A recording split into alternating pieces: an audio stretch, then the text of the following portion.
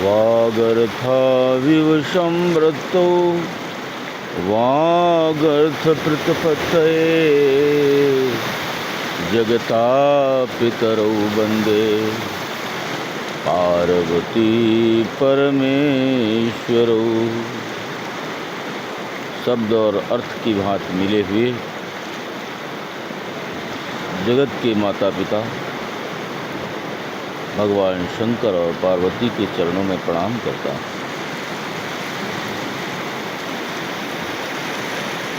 आज हृदय में बात आई, जो संत ईश्वर से जुड़ते हैं या ईश्वर जिनको अपने से जोड़ता है, अपने में मिलाता है, तो उनकी जीवन में बहुत बड़ा झटका लगता है, क्योंकि परमात्मा का अनंत प्रकाश हाई टेंशन लाइन की तरह है और ये शरीर की तंत्रिकाएं, शरीर का सिस्टम उसके अनुकूल नहीं होता है। पहले तो अनुकूल बनाने के लिए निरंतर यत्न करता है साधक, लेकिन वो जब देखता है अपने भक्त को तो अपना करंट प्रवाहित करता है, बहुत बड़ा झटका लगता है। वो बेचैन हो जाता है, व्याकुल हो जाता है और इस संसार से विमुक्त हो जाता है, संसार से उसका मोह भंग हो जाता है। जैसे मीरा के जीवन में भक्ति भाव था पहले से ही, लेकिन उनका विवाह हो गया था और अचानक उनके पति का सेना में युद्ध में शहीद हो जाना कितनी बड़ी मुसीबत होगी। और तुलसीदास जी का उनकी धर्मपत्नी हुलसी के द्वारा फटकार लगाना, एक बेहोशी से होश में जागने का था। बेहोश व्यक्ति चला जा रहा था और जब करंट का प्रताड़ना का झटका लगा तो उसको होश आ गया कि अरे मैं क्या हूँ, कहाँ जा रहा था। जैसे नदी का प्रवाह बह रहा है, अपने परमात्मा के प्रवाह में मुझे बहना चाहिए था और मैं उल्टी धारा में बह रहा हूँ, कि नश्वर जगत की तरफ भाग रहा हूँ। तो जितने भी महापुरुष हुए हैं जिनको ईश्वर तत्व का बोध हुआ है, ऐसे ही उनके जीवन में झटके लगे,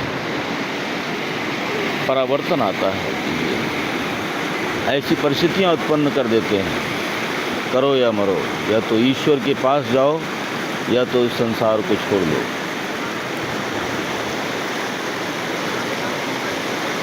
ऐसी स्थिति में जब निरंतर ईश्वर की ओर चल पड़ता है, ईश्वर के ध्यान में तल्लीन हो जाता है, तो भगवान उसको बोध कराते हैं, दर्शन भी देते हैं, अनुभूति कराते हैं ध्यान के द्वारा। अचानक उसकी गहरी नींद लग जाएगी या समाधि लग जाएगी और उसमें वो बातचीत करेंगे, बोध कराएंगे उसके जीवन का, और फिर उसके जीवन में करंट ओंकार का नाद निरंतर सुनाई पड़ने लगता है। उसी नाद को सुनता है, उठत मधुर धुन रागे मेरी सूरत सुहागिन जागे। जो अंतर धरती गगन अमनि नाम अंबर, जहाँ रवि चंद्र न तारा हो, सोई पीव हमारा हो। वो पीव उसको मिल जाता है जो रवि और चंद्र तारा सबके उस पार, सारे ब्रह्मांड के उस पार भी है, ब्रह्मांड के अंदर भी है, बाहर भी है।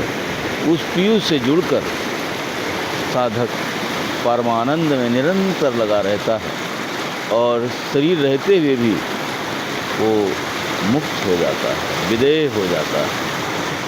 उसको कोई समझ नहीं सकता है और वाणी से वो समझा भी किसी को नहीं समझ सकता है।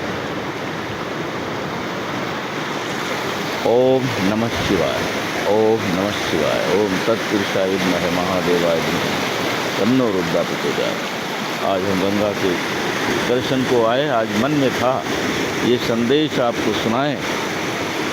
उस परमानंद के स्थिति जब आती है तो क्या स्थिति होती साधक। आइए गंगा का दर्शन करें गंगा को प्रणाम करें, आशीर्वाद लें।